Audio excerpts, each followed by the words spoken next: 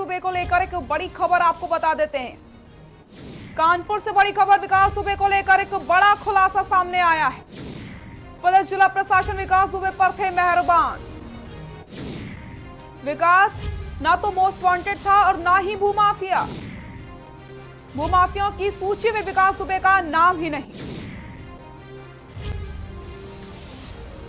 जिला प्रशासन विकास दुबे पर मेहरबान थे।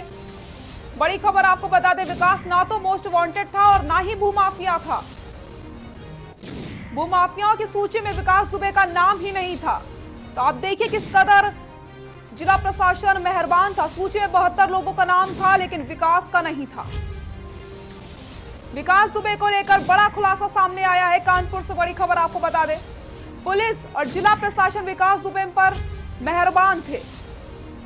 विकास ना तो मोस्ट वांटेड था और ना ही भूमाफिया था। भूमाफियाओं की सूची में विकास दुबे का नाम ही नहीं था।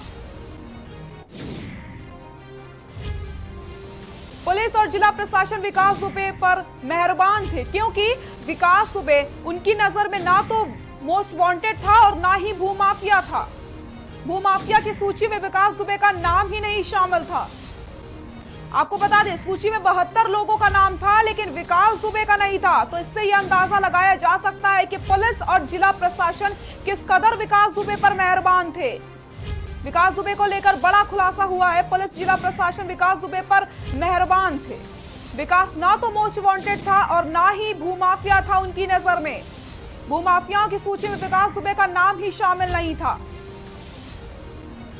और इसी खबर पर ज्यादा जानकारी के लिए हमारे इनपुट हेड सुनील जी हमारे साथ जुड़ चुके हैं। सुनील जी, जिला प्रशासन और पुलिस के नजर में विकास दुबे ना तो मोस्ट वांटेड था और ना ही भूमाफिया था।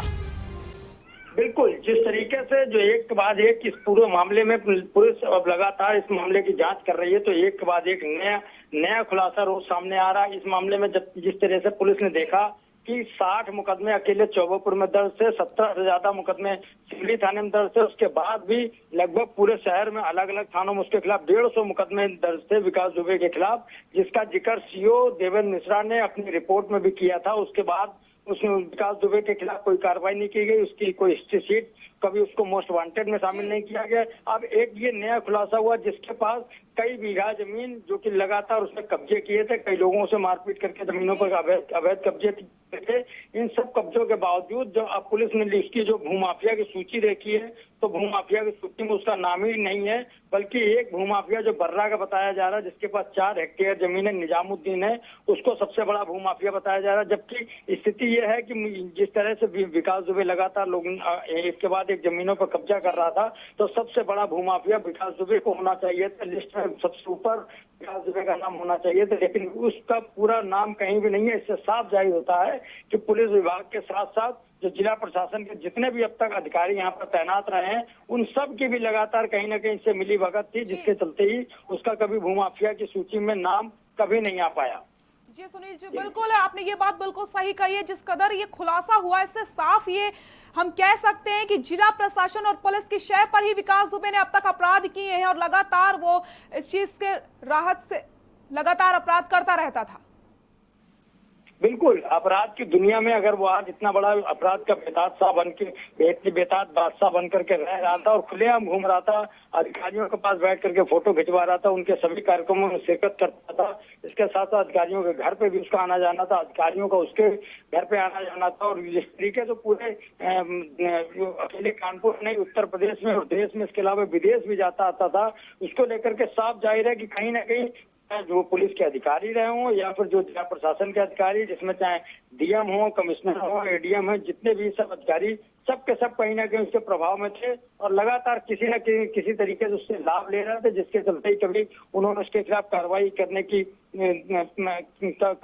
का उन्होंने प्रयास नहीं किया और कभी भी उसका भूमाफिया सूची में नाम भी दर्ज करने का आदेश नहीं किया। ये स्थिति तब है जब उससे तत्कालीन जो मंडलायुक्त थे कानपुर के, वहां पर तो कई बार शिकायतें भी की गई थी और उनकी जांच कराने के आदेश भी दिए थे, लेकिन मंडलायुक्त ने जांच के आदेश तो दे दिए, लेकिन नीचे के जो अधिकारी थे, एडीएम स्तर के जिस तरीके के जो अधिकारी थे, उन्होंने कभी भी जो उसकी जांच रिपोर्ट थी उसके खिलाफ नहीं लगाई, बल्कि उसके फेवर में लगाई।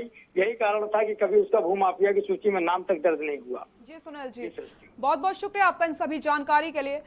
तो सूची में 72 लोगों का नाम था लेकिन विकास दुबे का नहीं था। इससे आप अंदाजा लगाइए कि किस कदर पुलिस और जिला प्रशासन विकास दुबे पर मेहरबान थे और लगातार उनकी शय पर ही वो अपराध करता रहता था। इतने सारे मुकदमे उसके ऊपर दर्ज थे लेकिन वो पुलिस की नजर पर भूमाफिया नहीं था, ना तो वो बिल्कुल मोस्ट वांटेड था। विकास दुबे ना तो मोस्ट वांटेड था और ना ही भूमाफिया था। भूमाफियाओं की सूची में विकास दुबे का नाम ही नहीं दर्ज था। लगातार नए नए खुलासे होते चले जा रहे हैं, कई सारे लोगों के नाम सामने आते चले जा रहे हैं और जिला प्रशासन और पुलिस पर भी लापरवाही का आरोप लग रहा है, क्योंकि विकास दुबे को अभी तक उनकी नजर में ना तो भूमाफिया साबित किया गया था और ना ही मोस्ट वांटेड साबित किया गया था। सूची में 72 लोगों का नाम था लेकिन विकास दुबे का नाम शामिल नहीं था।